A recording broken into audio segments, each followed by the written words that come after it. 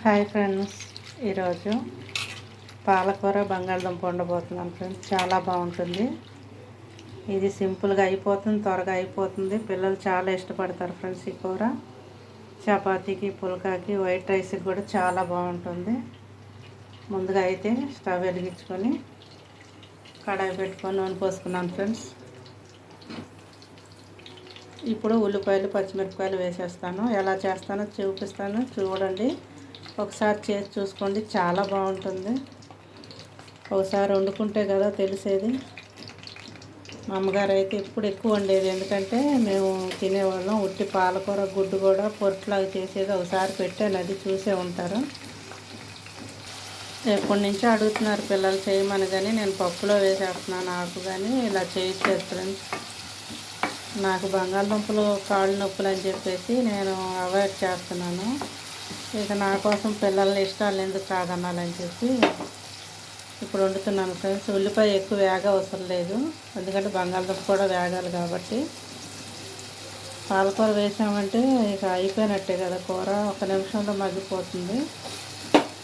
ఈ బంగాళదుంప, ఉల్లిపాయ కూడా చక్కగా వేగిన తర్వాత అల్లం వెల్లుల్లి పేస్ట్ వేస్తాను ఫ్రెండ్స్.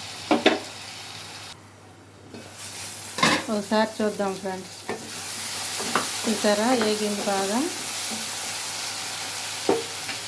ఇప్పుడు కొంచెం ఒక 2 టీ స్పూన్లు, చిన్న స్పూను 2 స్పూన్లు అల్లం వెల్లుల్లి, 1 స్పూను పసుపు వేసుకున్నాను ఫ్రెండ్స్. ఇది ఒకసారి కలుపుకున్న తర్వాత టమాటా కూడా వేసుకున్నాం. ఇది కూడా మగ్గినాక అప్పుడు పాలకూర వేసేద్దాం.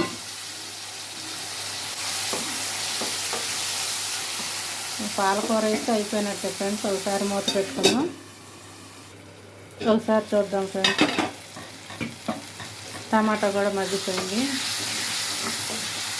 ఇప్పుడు కారం వేసేసుకొని పాలకూర అయితే వేసేద్దాం. కారం అయితే నేను 1.5 స్పూన్ వేసాను ఫ్రెండ్స్, ఎందుకంటే పచ్చిమిరపకాయలు కూడా వేసాను. తక్కువ తినేవాళ్ళు తక్కువ వేసుకోండి ఫ్రెండ్స్.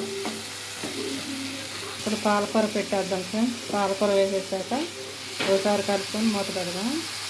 ఒకసారి కలుపుకొని మూత పెట్టుకుందాం ఫ్రెండ్స్. దీంట్లో నీళ్ళు వస్తాయి, నీళ్ళన్నీ డ్రై అయిపోతే కూర అయిపోయినట్టే. కొంచెం ఎండు కొబ్బరి పొడి వేసాను ఫ్రెండ్స్, 1 స్పూను. దీంట్లో వేరే మసాలాలు ఏమి వేయరు. అల్లం వెల్లుల్లి పేస్ట్, కొబ్బరి పొడి అంతే. కొబ్బరి పొడి లేకపోయినా పర్వాలేదు, ఉట్టి అల్లం వెల్లుల్లి పేస్ట్ ఉంటే చాలు.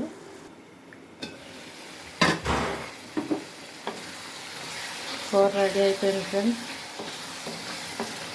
ఎంతో రుచికరమైన పాలకూర బంగాళదుంప. మీరు కూడా చేసుకోండి, తినండి. ఎలా ఉందో కామెంట్లో పెట్టండి, లైక్ చేయండి, షేర్ చేయండి ఫ్రెండ్స్. నేనైతే వంట అయిపోయింది, భోజనంకి రెడీ అవుతున్నాను. మీరు కూడా చేసుకొని తినండి, చాలా బాగుంటుంది ఫ్రెండ్స్. పుల్కాకి, చపాతీకి, వైట్ రైస్కి కూడా చాలా బాగుంటుంది. పొద్దాక పప్పులో వేసుకునే కంటే ఇలా ఒకసారి కూడా మీరు చేసుకొని తిని చూడండి. అన్నం కూడా అయిపోయింది, వేడి వేడి అన్నం పెట్టుకొని తింటాను ఫ్రెండ్స్. మీరు కూడా తినండి. నేనైతే అన్నం పెట్టేసుకున్నాను ఫ్రెండ్స్.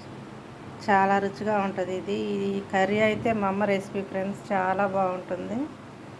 ఏదన్నా పచ్చడి కొంచెం, కూర కొంచెం తిని కొంచెం పెరిగేసుకొని తింటే ఇంకా రోజంతా చాలా ఫుల్గా ఉంటుంది ఫ్రెండ్స్ కడుపు.